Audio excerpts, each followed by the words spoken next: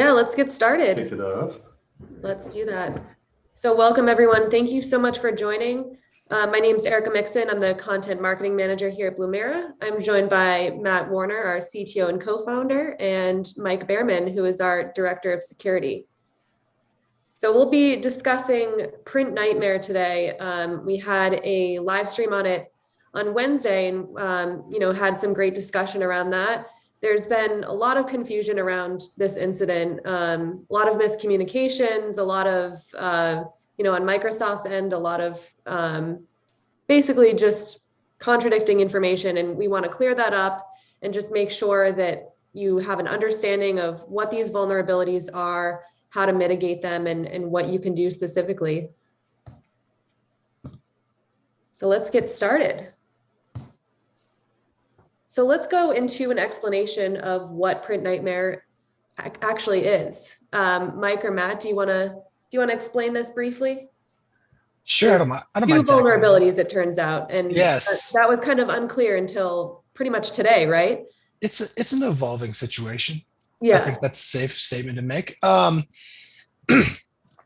pair of researchers released an exploit initially on GitHub called PrintNightmare.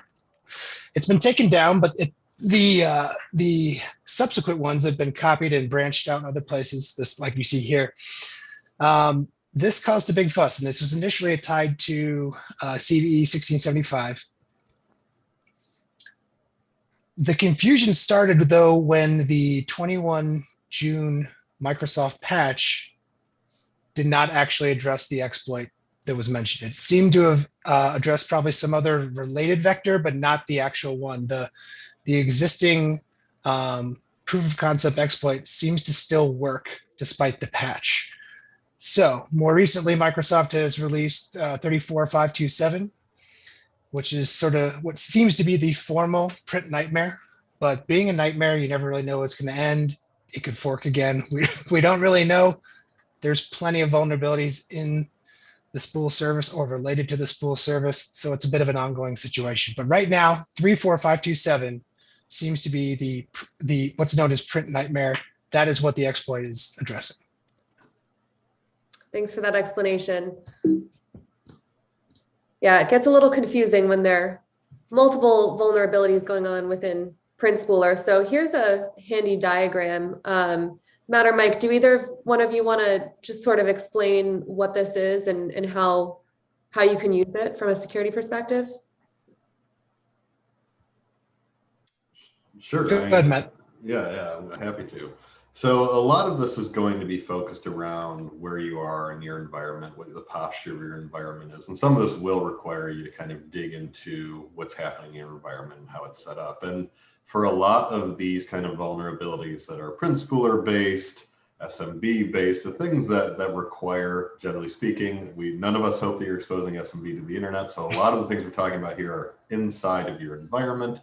It's going to require you to have some information around what's going on on these servers and how they're actually functioning. So the first one that's going to be important for everyone to consider is Print Spooler accessible? Is it running? What's going on in those environments? And generally speaking, Print Spooler is running more places than I think you expect to be running, is probably the best way to put it. If you run like get service named Print Spooler and you put that through your RMM, I'm going to guess you're going to get more runnings back than you will be expecting to get. It's a pretty strong default service across a lot of implementations of Windows. So first off, is Print Spooler accessible? Big question for a lot of your servers, DCs. It's going to be running. It's going to be accessible, generally speaking. Is the June 21 patch applied? Did you apply the patch last month anyways? Not everyone's patch schedule would have people already patching the 21st or may still be in testing. It's possible you haven't applied this patch yet. And of course, now we know that patch only applied to likely a portion of the exploit or vulnerability. Generally speaking, as the CTO of Blumira and a developer, as well as someone who works in security, patching and development is a dark art in many ways. It's really easy to try to patch an exploit, try to patch a bug, and miss the full resolution of the problem. And so that's what we're seeing here at Microsoft. They thought They had it reported to them by the researcher that released the POC, I'm fairly sure. They thought that the patch was going to successfully stop this exploit. And now here we are, new CVE, new findings, which looks like a clear permission issue with how that function is working that you saw referred to on the previous slide, which is essentially loading the driver as a part of Print Spooler. So the next question is, of course, is it a DC? We should all know where our DCs are in our environments. If this is one of those questions for your environment where you're like, well, we're not really sure where our DCs are, and we're going to have to go find them first, take this as an opportunity to index all of your DCs and write them down and say, here are our read-only DCs, here are our DCs, here's how our infrastructure works. And if it's in a pre-2000 compatibility group. So do you have legacy infrastructure in your environment? Did you upgrade this in place? And those upgrade in place environments, I think we've all gone through an upgrade in place Windows environment, which has that like crud from the legacy of Windows built into it. And that's what we're looking for here. Has it been grown up through it? And of course, then you get into some more exciting things, of course, point and print around Exchange and Windows drivers, which has to do with allowing remote printers to essentially, if I recall correctly, load those drivers without requiring a disk. So you can point it at it, it'll load those drivers remotely and then print. Which of course, as you can imagine, when we're talking about driver loading, we're talking about vulnerabilities. If that is something that's good and you're loading in those drivers, there is a concern for that remote connection back and forth. And then as enable Lua turned off, which is another kind of component around how the structure works inside of the environment, how UAC is hooking into that environment as well. It's worth validating, and we can post some details as to how to validate that as well. And then you get to exploit fails. In most cases, the exploit can be successful in a non, let's say, manipulated DC or environment that's running Print Spooler. We have seen it to be, and Mike, if you want to go to this, a pretty unstable exploit in many cases. In many ways, it's not in a place yet where we're seeing people talk about it being an exploit kit. I guess a lot of that has to do with people refining the stability of this exploit still. But Mike, if you want to talk a little bit about what your team has seen in trying to, and weaponizing this exploit and getting it tested. Yeah, that's a great segue. I would call attention to a small note made in the top right-hand corner. This is version 1 of this document. And I say that for this reason. Any good security practitioner who's dealing with a crisis like this needs to trust, but verify. Already I would wager there are some inconsistencies in this workflow, even as helpful as it is, even if as it does relate to pertinent elements, because I think the exploit can work even if the patch is not applied, or is applied, excuse me.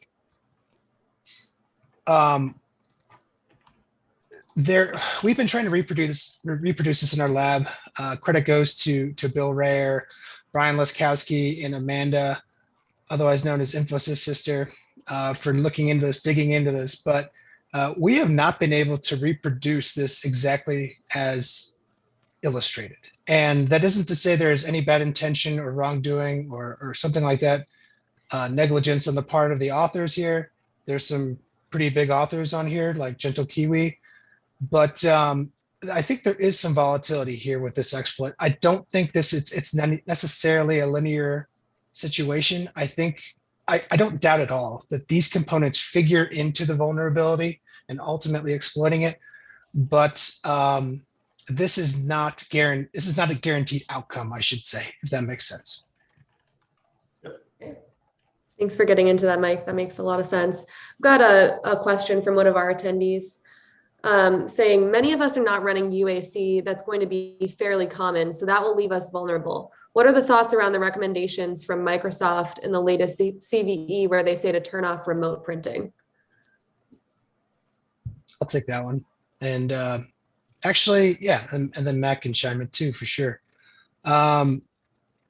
I think there's no clear exploitation path exactly that's known just yet.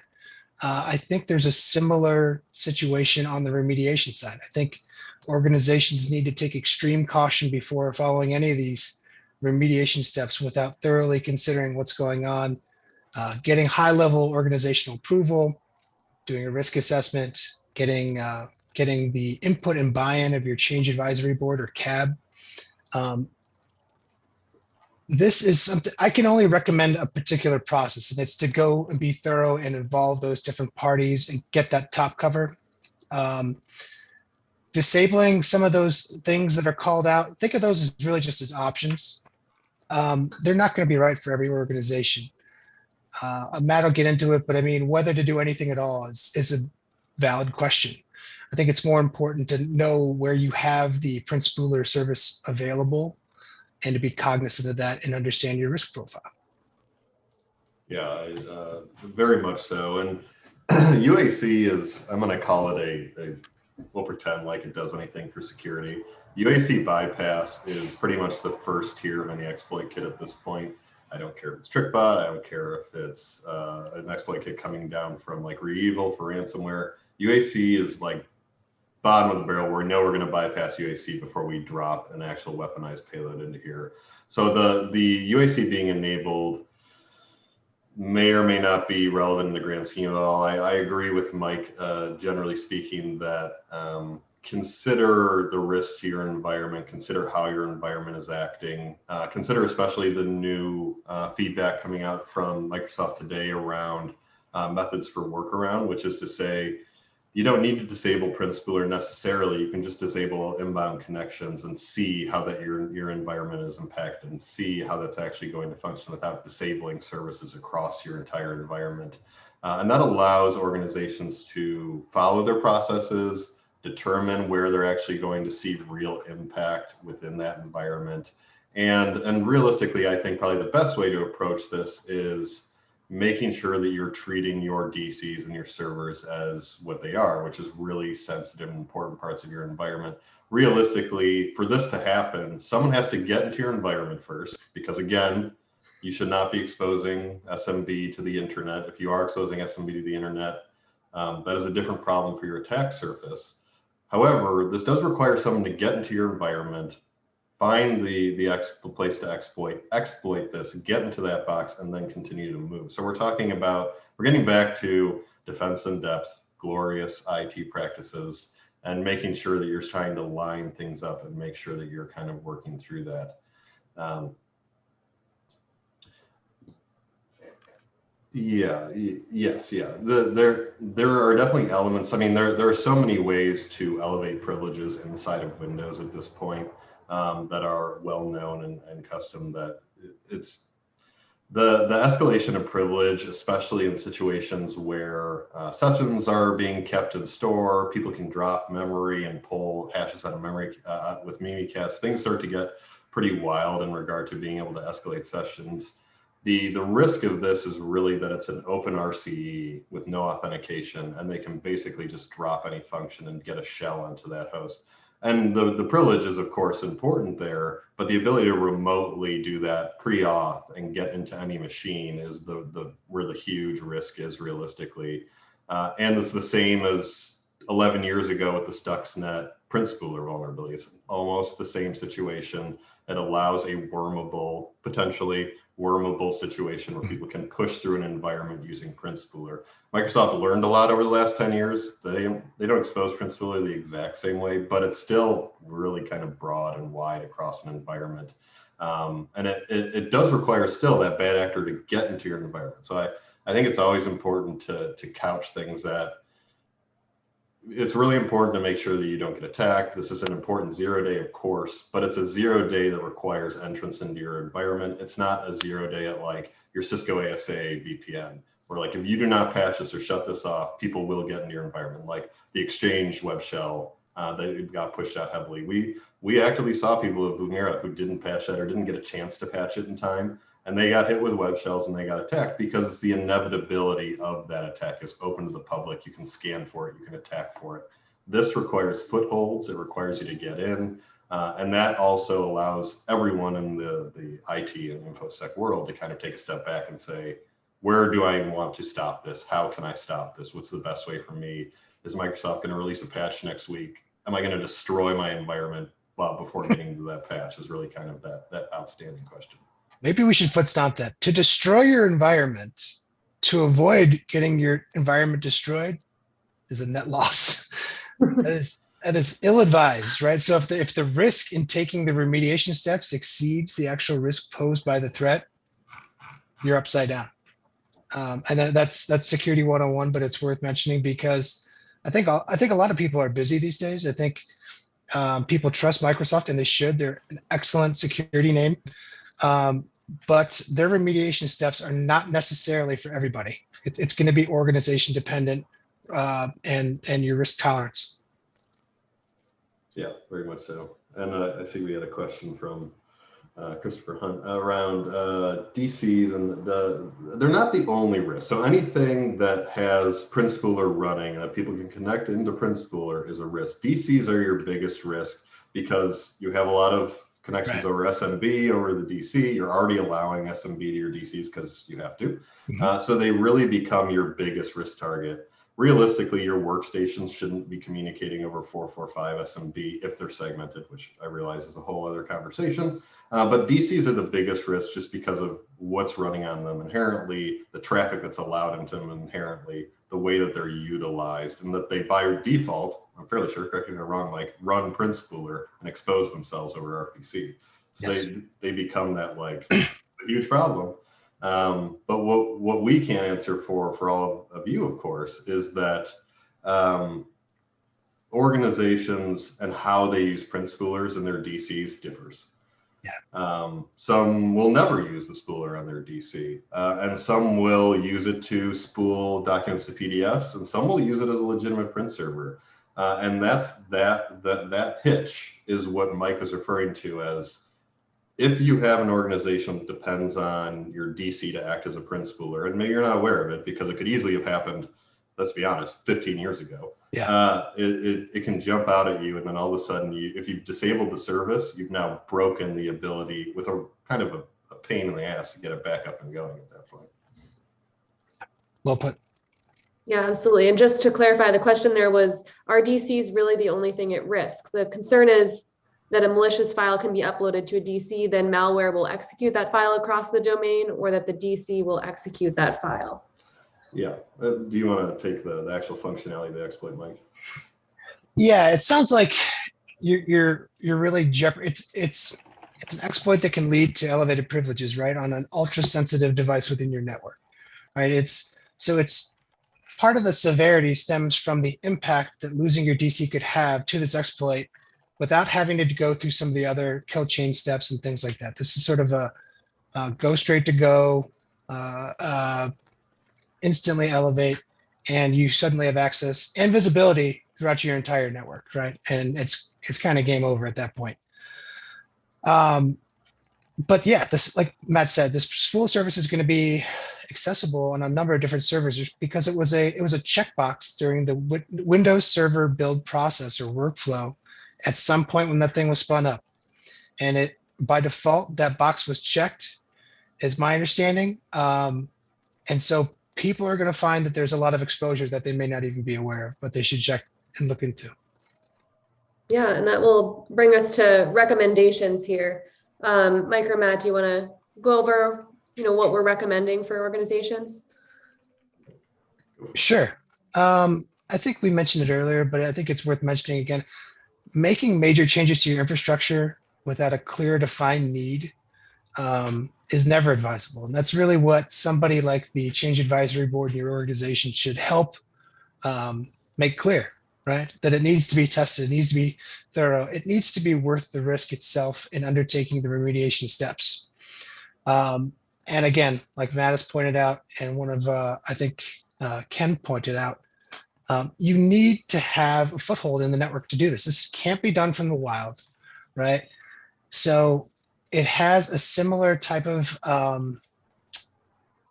behavioral profile to something like WannaCry, right? It's once it's in your network, it's the actual issue. It's not going to necessarily attack you from the internet.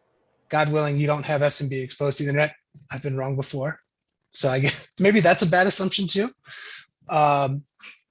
Windows servers are exposed unknowingly all the time, and exploited for ransomware by ransomware actors all the time. Anyway, I think there's a strong case to be made to just simply wait for Microsoft to patch this, right? That's certainly a trusted process. The Windows update process is typically a high trust one within an organization. So it may be just waiting and monitoring closely for abnormal events is the best course of action, right? CISA and Blumira technically do recommend disabling the Print Spooler on a DC, but again, having strong top-level organizational support, being processized, having tested the impact of that change to your network is going to be critical, right? So it comes with a lot of really important caveats. In general, no one would suggest that you keep this Print Spooler available or accessible on a DC. But if you find that that's the case, take caution, be methodical, take a graduated approach to the whole change. And really what we're encouraging people to do, and we do this for customers as of this afternoon, is look for suspicious child processes of the spools binary as a parent process. It's not hard to do, just usually takes the EDR, but as something as simple as Microsoft Sysmon, which is a free utility in the sysinternals app package, can help give you a lot of visibility into this issue. And so we highly, highly recommend that. Maybe that should be its own recommendation, but installing an EDR like Sysmon is absolutely critical these days. It no longer feels optional. It should be as mandatory as endpoint antivirus was years ago. But yeah, that's really our recommendations. Absolutely. And we have a great guide on how to enable Sysmon, really clear guide and instructions on how to do that I'll drop in the chat here. Yeah, I did also want to, I'll drop this in the chat as well for everyone. There is a PowerShell WMI command to get all of your spooler statistics. So if you're not sure, and I just dropped that in there. So if you're not sure, yep, there you go, about if your DCs are using spoolers, what's going on in my environment, are spoolers being used at all? This command will tell you if any spooling is going on that machine there's a time period that it looks for, and it should give you some visibility into, is anyone actively using this? You could sample over, let's say 10 minutes, cost 10 minutes, and say, all right, it looks like no one is using the spooler. Shut off the inbound connections, which is one of the, I think it was option 2 on the new Microsoft write-up, which is basically disabling all incoming print connections. See if anyone complains. That's always a good way to handle things in IT sometimes. Did anyone complain? No. And then move forward into, all right, now we know that we can move forward in this. Because if you can identify that there is no spooling, the risk goes down a lot in regard to shutting off that function.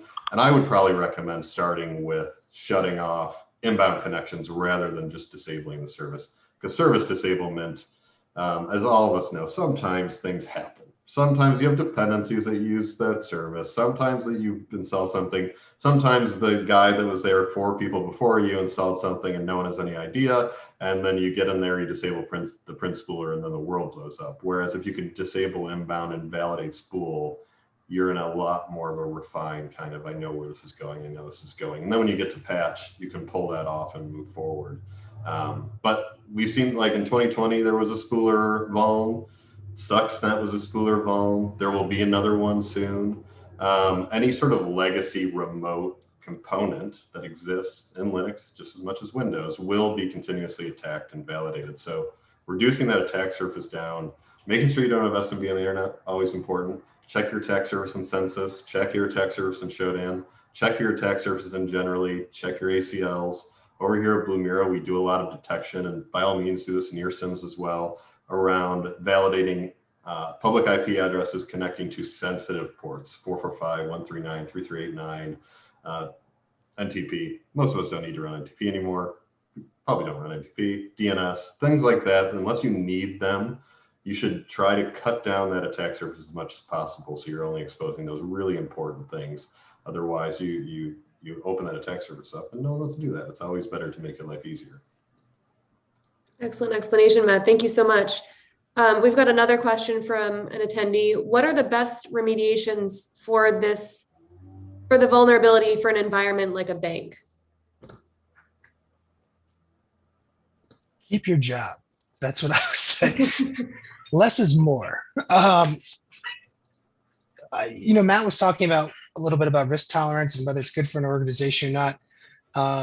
There is a use case where organizations have some sort of obligation to make a change to a vulnerability like that in a fixed amount of time. That could be a case where you need to think about disabling the point and print service that Matt just alluded to as a first step, or certainly taking action on a DC that you find has this full service running, but maybe it doesn't have, the organization doesn't have any actual business dependencies on it. You don't see the jobs. Those are all good examples, but most of all, make sure you follow the change control process in your organization thoroughly. Bring evidence to bear through testing during that control change advisory board process, and get that top level support, get that stamp of approval, and keep your job. Great advice. Let's move on to Microsoft's recommendations. How should people interpret, the document that Microsoft, I believe they just released that today. How should people determine whether these recommendations are right for their particular organization or not?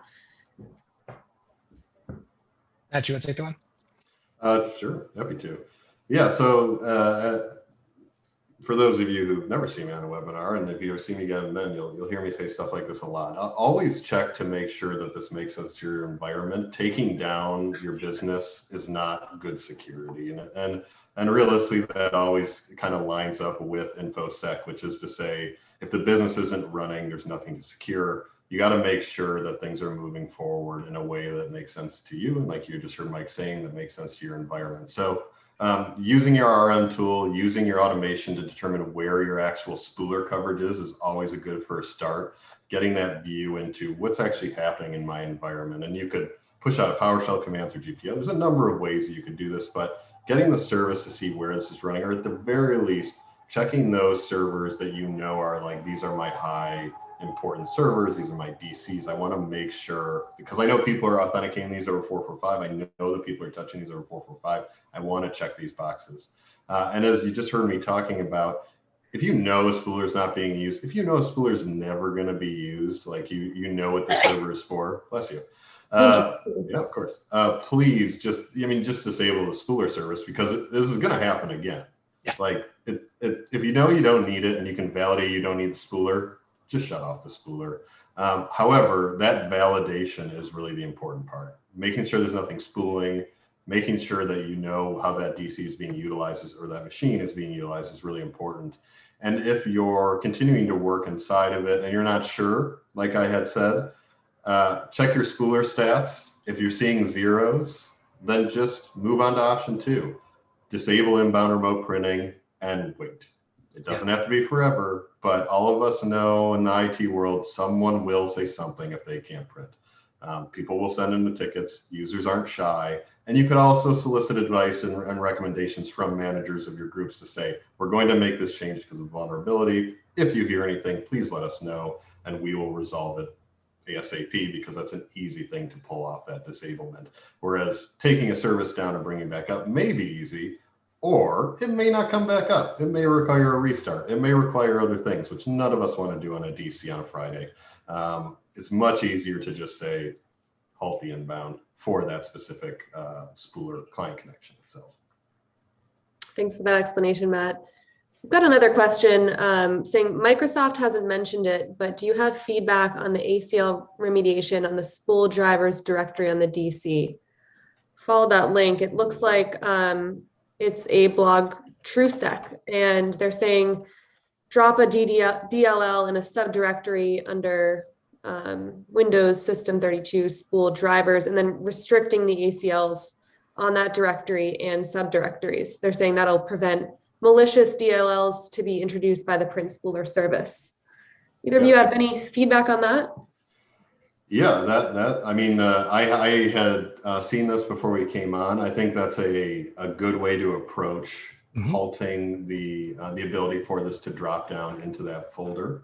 I can't speak to all the ins and outs of the exploit, but I can tell you that based off the direction that exploit development is going right now for PrintNightmare, that should halt the ability for what amounts to the kind of shell game of DLLs that happens during the exploit, generally speaking. So I think that that's a good way to approach it.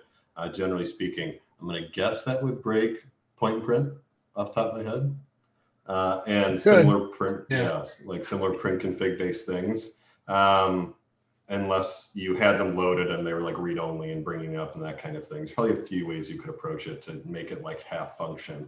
I do think it's a good option though, because it's also one of the easy, it's similar to shutting off client inbound. It's easy to apply an ACL and then rip an ACL, generally speaking, just like it's easy to disable incoming client connections and then re-enable them. So I would put that in that same kind of, and we can link that in the chat as well.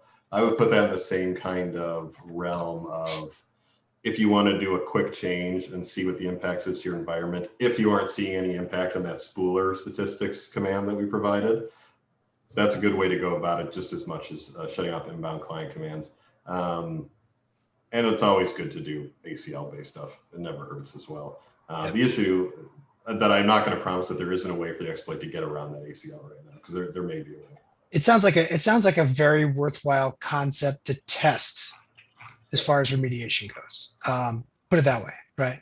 Trust but verify. Absolutely. And Mike, do you maybe, or I forget which one of you put this in the slide here, care to explain what this recommendation is and how people should interpret this? Sure.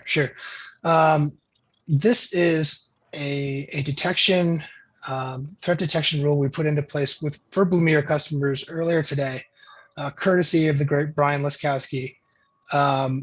Really, and this is designed to take advantage of endpoint detection response, EDR technology, to help find suspicious parent-child relationships as it relates to spools, right? So here, basically, we're looking for the spool service itself spawning a potentially very suspicious payload, right? In the form of CMD, PowerShell, or the run DLL32. Is this a perfect, I wouldn't call this a perfect one-for-one match with exactly what we're seeing, but I think a number of the payloads that I've seen do relate to DLLs in these print jobs. So I think it's going to do a lot of good. But I think in general, this kind of thing is worth watching, regardless of PrintNightmare, frankly. Seeing what's going on, what kind of print jobs, the format they're taking, the file extensions in use, all very, very relevant from a security monitoring standpoint. Mm-hmm. Absolutely. And as always, it seems like detection is such an important factor in incidents like these. So, Blumira offers built-in detections that come in handy in these sort of situations. Do either of you care to talk about what you've been developing in the lab, how that's been, how you're looking for detections? Yeah, I mean, what you see here, at least is in the form of how we're detecting it, is important to point out. It's a behavior ultimately at the end of the day, and that's a higher fidelity type of detection that we always seek for here. Point in time things are okay, individual IOCs and things like that, but really behavioral TTPs, capturing those as we did with that EDR code we just showed. That's, I think, obviously much more fidelity. There's much more fidelity behind that. And that really speaks to a lot of our process too. We want to make sure that any detection we put into production has high fidelity. We do test it against our customer environments. Alert fatigue is real. Blumira is designed to help alleviate that, among many other things, for security operations personnel and for normal IT people, right? We want to simplify things to make them accessible and allow SMB and mid-market organizations that aren't traditionally well served by the cybersecurity vendor community to reap some of those benefits, to find security, realize that. Absolutely. And our free trial is extremely easy to deploy compared to other SIMs. And Mike, I think you were saying that one of our customers deployed it in an hour or so. Is that correct? 30 minutes. 30 minutes. It's happened on more than one occasion. Yeah. Yeah. I would defy anybody to find an easier SIM to deploy, or SIM, or threat detection and response platform is kind of the way we self-identify. But yeah, I think it's industry leading in that regard, and that's super important from a return on investment standpoint. Having the world's greatest, most complex and powerful SIM or threat detection software is great, but if you can't implement it fully, you can't reap the full investment from it. Right. Blumira is different that way. Manage and maintain it as well. Also Exactly. incredibly easy in that regard. So feel free to go to blumira.com/trial and download a free trial and see what you think. Give it a whirl and see how, we provide immediate security insights into your organization, and it happens very quickly, and you'll start to see that come through right as you download that free trial. So thank you everyone for joining. Matt and Mike, thank you so much for providing your insight here. Thank you for your questions and for joining us on a Friday before a long weekend. I know it's not easy, so we really appreciate your attendance and your participation.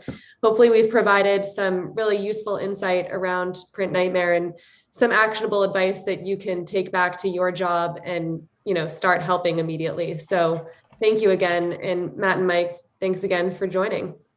Thank you, Eric. All right, take care and happy 4th of July, everyone. Agree for it.